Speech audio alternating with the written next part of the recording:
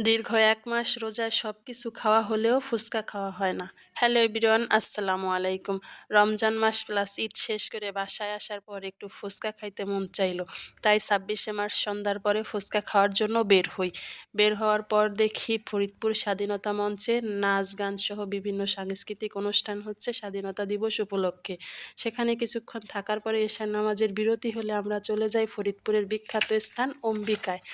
অম্বিকায় যাওয়ার আগে আবার আমরা একটু মঞ্চটা খালি পেয়ে বাবুকে উঠাই দিয়ে একটু ছবি-টবি তুলছিলাম। তো অম্বিকায় যাওয়ার পরে দেখি অম্বিকায়ও ঈশার নামাজের বিরতি চলছে। আর এই বিরতিতে আমরা আমাদের মেইন উদ্দেশ্য যেটা ছিল ফুচকা খাওয়া, সেখানে ফুচকা খাওয়ার জন্য চলে যাই। পাশেই একটা ফুচকার দোকান ছিল।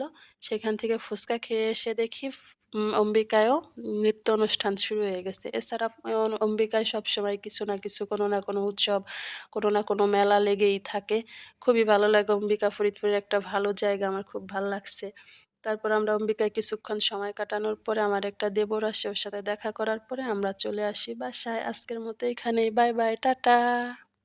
তবে ফরিদপুরের অম্বিকা খুব ভালো একটা স্থান, আমার খুব পছন্দের একটা জায়গা, যেখানে ১২ মাসই কিছু না কিছু হইতে থাকে, কোনো অনুষ্ঠান, কোনো মানে মেলা, খুব ভাল লাগে।